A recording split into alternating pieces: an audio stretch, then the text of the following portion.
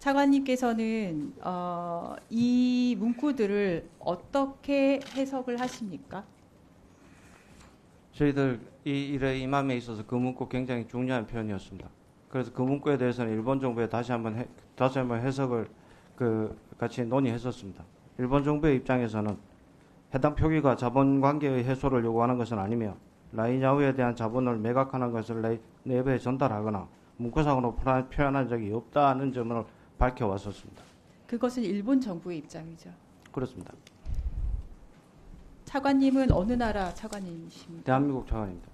왜 일본 정부의 입장을 말씀하시죠? 그렇게 했음에도 불구하고 일본 정부의 입장의 내용이 했음에도 불구하고 그 이후 5월 8일, 5월 9일 날 일련의 일본 기업들에 대한 발언들이 그러한 것들이 맞지 않을 수 있다 해서 그날 우려를 표명하는 브리핑을 하게 된 겁니다. 자, 말씀하신 브리핑에서 이렇게 말씀하셨습니다. 일본의 행정지도에서 지분을 매각하라는 표현이 없다. 외교 채널을 통해서 일본 정부의 정확한 입장을 확인했다라고 하셨는데 여전히 일본 정부의 입장만 대변을 하고 계십니다. 저 내용이 자본관계 재검토, 그 내용이 주식에 관한 자본 구조를 재편하라는 것 이외에 다른 해석이 있을 수 있는지 한번 알려주시죠. 제가 브리핑했던 문구는 일본 위원님 주셨던 그 우려의 사항 충분히 이해합니다.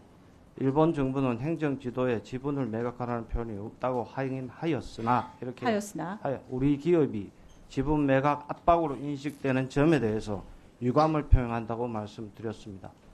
그리고 우리 주1 한국 대사관에서 일본 총무성에 확인한 바에 따르면 그것뿐만이 아니고 여러 가지 대안이 있다라는 이야기를 하고 CISO에 대한 문제라든지 위탁체 처리 시간이 문제까지 가고 있어서 좀 짧게 충분히 이해를 하는데 지금 뭐라고 하셨었냐면은 우리 기업에 대한 차별적 조치와 우리 기업의 의사에 반한 부당한 조치에 대해서 단호하고 강력하게 대응해 나갈 것이라고 자료에다 내셨습니다.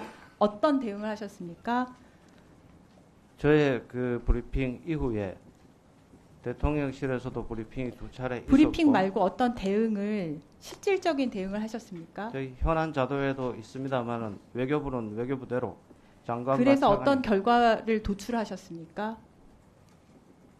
아직까지 7월 1일까지 제출되는 내용들에 있어서 7월 1일까지 제출하는 내용에 대해서 어떤 결과물을 낼 수 있도록 도출하실 예정이십니까? 저희들은 자본에 대해서는 그 부분이 네이버가 자신의 입장에서 자율적인 판단을 할 수 있도록 환경을 만드는 게 중요하다고 네이버에 대해서 말씀을 하셨는데 제가 오늘 자료 네이버의 어제는 제가 경영진 입장을 받았습니다. 오늘은 네이버 구성원의 입장을 받았습니다. 읽어보겠습니다. 정부의 당부드립니다. 지금 라인 야후 매각 이슈는 누가 봐도 기울어진 운동장에서 싸우고 있습니다. 정부의 무관심과 방치로 2,500여 명의 대한민국 국민이 고용 불안에 떨고 있고 애써 만든 서비스와 기술이 통째로 빼앗길지 모른다는 좌절감을 겪고 있습니다.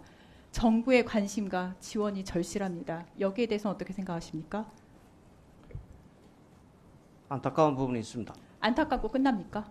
저희로서는 정부의 입장에서는 최대한 네이버의 자율적 결정을 할 수 있도록 지금 환경을 만들어야 된다. 일본은 일본 총무성과 소프트뱅크가 손을 잡고 같이 일을 하고 있습니다. 일본 총무성이 먼저 이렇게 개입을 했습니다. 정부에서는 지금 네이버를 앞세우고 뒤로 빠지고 계십니다. 곽희정통부 장관께 질문을 드리겠습니다. 네. 제가 제안을 하나 합니다. 7월 1일 전에만 할 수 있는 일입니다. 약속하실지를 질문을 드릴 예정입니다. 일반적으로 개인정보 유출 관련돼서는 이런 항목이 나왔을 때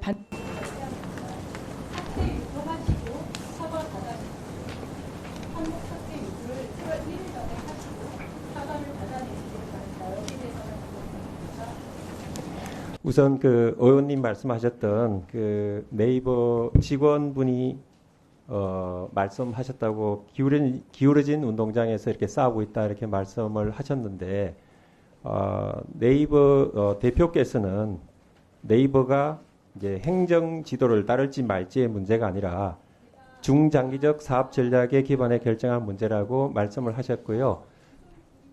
이혜민 위원님. 예, 정부에서는 이혜민 그러니까 위원님. 일본 장관님, 예. 요 마무리하시고 이혜민 위원님 아쉽지만 추가 질의해 주시면 고맙겠습니다.